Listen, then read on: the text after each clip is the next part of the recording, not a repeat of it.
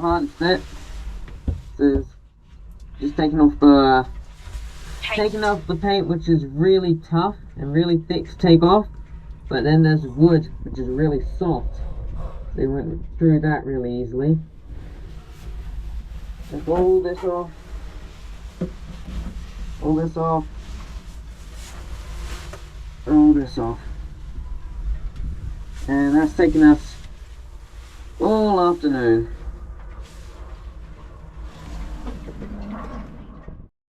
Here, and while the kids are working in the fuel locker, I want to just show you where we're at.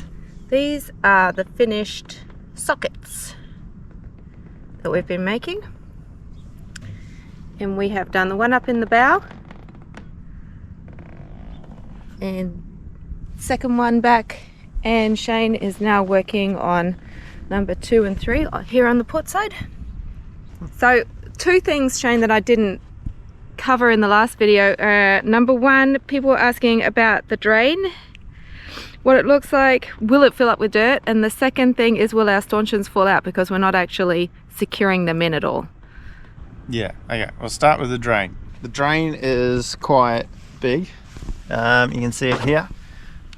It's got a 4mm ID, which is substantially bigger than the gap around here, and you can see there's like dirt and dust and all sorts of garbage going on, but the amount of water and dust that will go through there is very minimal. The biggest concern is actually wasps and things building homes inside of that drain hole, but it's big enough to actually quite easily clean out with a wire, drill, whatever it is. You know, you give it a bit of a pokey, shovey and all the rest of it. Right, that's the drain. Securing it, so our boat has a cambered shear line, so our lifelines are always wanting to push the sockets down, especially the front ones. You'll see with the front one that there's quite an angle in the lifelines pulling it down, so the chances of that ever coming out with the lifeline still in place is bugger all to none. I haven't confirmed 100% whether I'm putting a grub screw in to secure it or not. Okay, so with our race boats, we do put a grub screw or a bolt in to secure them in place. And that would usually go through this wall here, and you'd have a dome and stainless steel button head screw. There's another thing that's going on here that, well, one, we're very tight in the socket, right? So that there's very, very little play, versus a lot of socket setups are quite loose and floppy, so it's very easy to pull them in and out. We've also got 100mm of berry. Hang on, let's see if I can get it. Right, so we're double the usual berry. So we're 100mm, so you can see where the dirt is. We've got 100mm of berry. Yeah. Which is why we bought the new ones, wasn't it? Because you wanted that extra bit of length. Correct. So these are new. I've got the old ones back there. So the old ones were only long enough to sit at the top of the deck, because that's what they were. Of course, now we've got sockets, so they now need to go into the deck. So we had to get longer staunchions to now go in there. Now I can't get it in there because there it goes. This is a neat fit. What I have to do is set the whole lifeline system up, tighten it up, and see if it holds them down. If it holds them down, I won't put a grub screw in.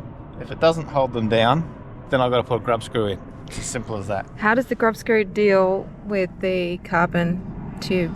Well, I will be putting it in here at the deck where it's really thick, so that the grub screw is recessed and disappears away, and that the head of the bolt will actually then become flush. With our race boats, we just literally put it in here in the socket to secure it. Yeah. So what's the thought process behind ours? Just to put it all out of the way and recess it so you can't see it? Yeah, that's all neat and tidy. But how's that addressing the issue of carbon and the corrosion on a grub screw? We Tef gel it so that it's not a rust staining issue. Okay.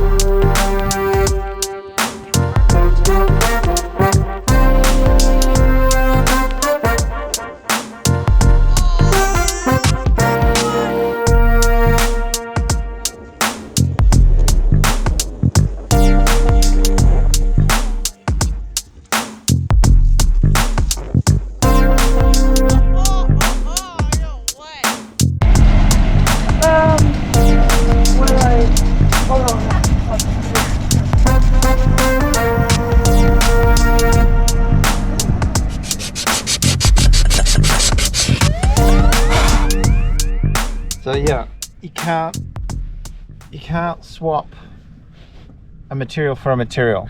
Right, so when I was talking about sockets and spigots, I've been talking about them in composite materials. Now they are not the same when they are metal materials. Metal and composites are not the same, and you can't swap one for the other. Metal is isotropic. Now, isotropic means that the metal has the same strength in any direction, that is in the X, Y, and the Z plane. So through the thickness, in shear, and all of that, it has the same properties no matter what direction you push, pull, stretch, or whatever it is. Okay, so that's what makes metal quite good for parts where it's very difficult to understand the loads, or where the loads are going through in all sorts of weird and wonderful directions. With a composite part, it's anisotropic, right? So anti-isotropic is sort of the way to think of it. That means that it is only strong, or is only capable of taking loads well in one or a couple of directions, depending on what the material / fiber is doing. Okay, so in the case of a pultruded unidirectional spigot, we have all of the fibers going in one direction, and that's the length of the spigot or the batten or whatever it is, the pultruded part. Okay, so it's very different to having a metal spigot. Okay, because now we've got to think about the job of the spigot or the socket, okay, or the staunchion. Okay, so a metal staunchion and a composite staunchion, we have to look at the loads. We can make a composite staunchion lighter because we can tailor the fiber to deal with exactly the loads we want it to.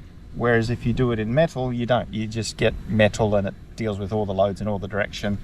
And because it hasn't got enough material in one direction, you got to put more metal in there. So that generally tends to be why metal parts end up a bit heavier than composite parts. Right, if you can understand the load paths and deal with it in composite. In the composite one, like I said, we find out what the load paths are, we put the fibers there, and we just put enough there. And we don't have any excess material going and taking loads in, say, the hoop direction if we don't have to, or in shear if we don't have to, or in bending or in compression if we don't have to. So that's the beauty with composites. You can tailor the fiber orientation to suit exactly what you need. Right, now that said, with a socket or a spigot, there is more than one load going on through this area. This is a junction where there is heaps going on. There is bending moments and shear moments, and if you've got things restricted, there can also be torsional moments through there. Very rarely is there a torsional moment, but there's bending and shear moments that go through here. Now if it's a metal spigot, that's fine, because the metal will take all of those loads without even thinking about it. It takes it in its stride because it takes all the loads in all the direction, and it's a big lump of a spigot, right? So it will handle being inside of here, and because it's all solid, its sectional area is bigger than the staunchion, so it will survive. Right.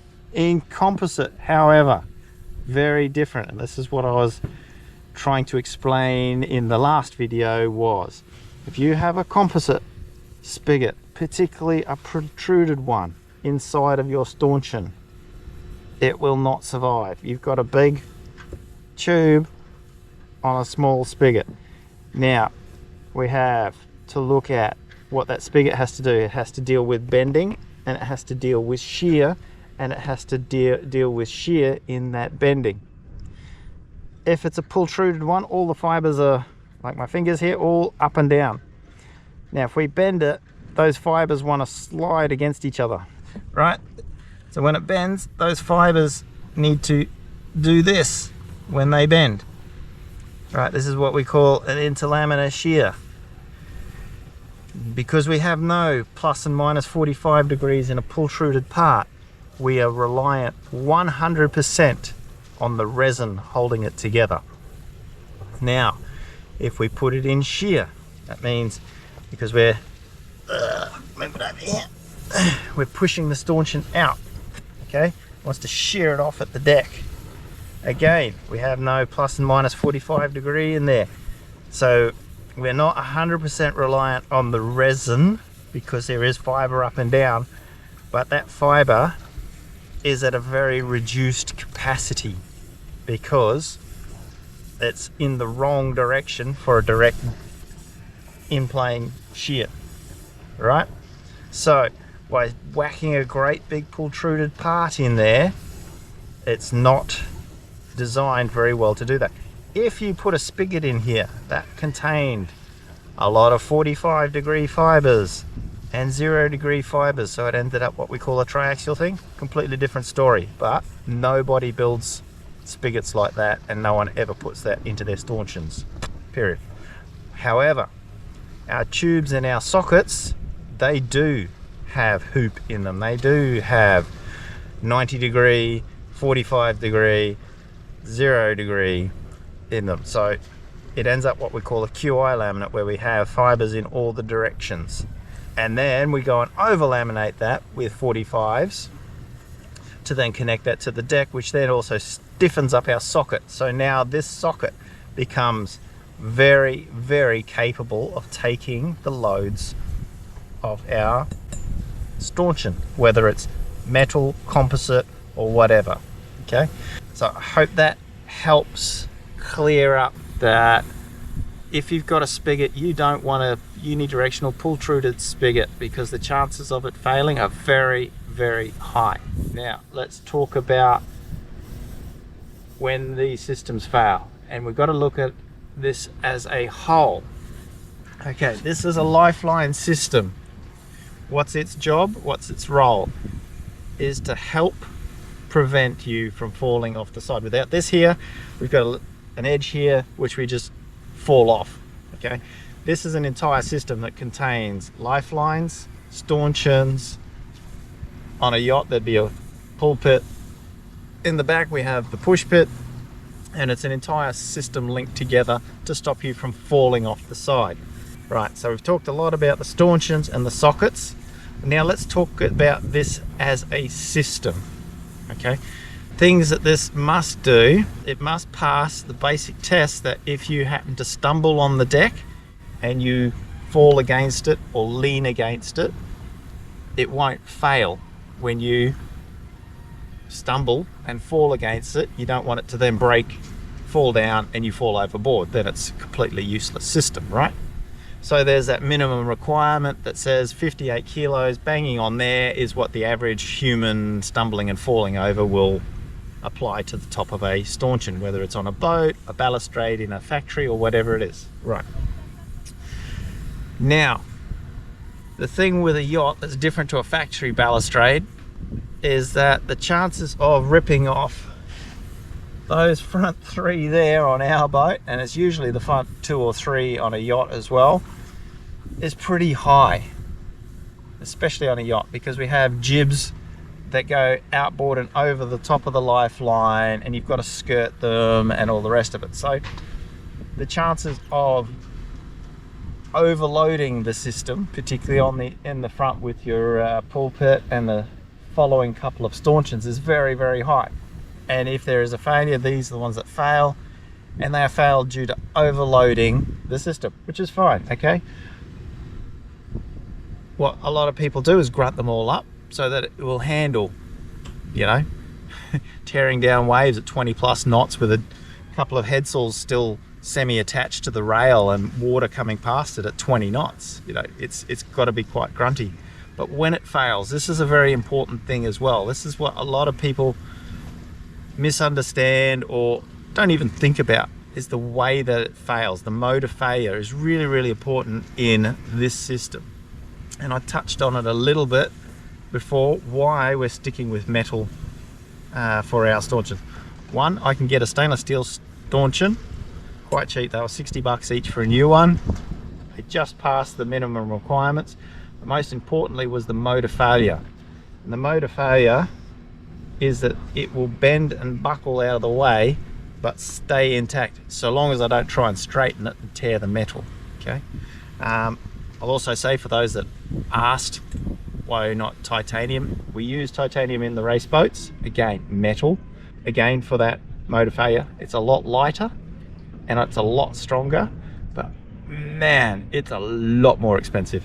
It is not 60 bucks a staunchion when you go titanium. If we've got a composite staunchion, let's talk about the motor failures with these. So when it's overloaded, again, that situation when a headsaw's grabbed your rail, a spinnaker sheet's grabbed it, you happen to be thundering down a wave at 20 knots and you've still got a headsaw strapped to the front of the foredeck and it goes and wipes it out, right? Real situations. And we're talking about performance boats here, where this sort of stuff is really real. When a S-glass staunchion gets overloaded, it bends like buggery, and if it happens to break, it'll break like I was talking about with composite spigots, where the resin lets go quite early. It fails, particularly in shear, but the S-glass itself doesn't break and shatter like carbon. It breaks and fails and sort of goes to mush. E-glass is a bit the same, particularly if it's a mechanically woven cloth. Mechanically woven cloths are really good because they actually mechanically hold themselves together and don't rely so much on the glue. If you've got a carbon one, when it fails, well, we all know what happens when carbon fails. It fails and explodes and it's completely out of place. So we're talking the difference of a metal staunchion that's bent and buckled out of thing. Yes, it's not in the right place, but it's still being a lifeline. It's compromised, but it's still being a lifeline. When the S-glass fails, it's a bit like the metal. It fails, it's loose, it's wobbly, but it's still kind of a lifeline. It still kind of keeps things in there, and it doesn't let the whole system down. Because if you have one staunchion let go, like we have going on here, I get this one staunchion here, and it's completely loose, and you can start to see my whole system starts to go to poo. If it's still on here, right, it's gone tight again. This wobbles all around because it's broken, but the system is still kind of intact. I've seen some really nasty carbon splinters. Right, yeah. You just don't want on your cruising boat to you know... Or your racing boat. Well, yeah. I'm just thinking from a family point of view, dealing with something like a carbon splinter injury from a failure of a staunchion, exactly. That would just be horrendous. Yeah, and when carbon fibre breaks, it usually, well, one, you end up with carbon splinters around the site because it explodes. The cool thing with carbon is it essentially takes a lot of energy in, so you're loading the bajingas out of it, right? And all of that energy that you're putting into the part goes into the carbon, and it's holding on to all of that energy. And then all of a sudden we get past the point where it can no longer hold that energy. So what happens is it's got to let go of that energy. And because it's been contained so well inside the carbon fibers, that the energy is just released instantly. So it goes bang, and it literally explodes. And when it does that, we usually end up with shards and splinters, and it resonates up the part and it explodes not at the direct site, but it actually propagates cracks further and splinters and does all sorts of wild stuff. It's really cool. But what you now have is these little carbon fiber splinters, and from a lot of experience in this department, carbon splinters suck. Well, it's not just little either. And they're not, yeah, exactly. You know, we've seen literally guys with carbon splinters this long through their hands and fingers.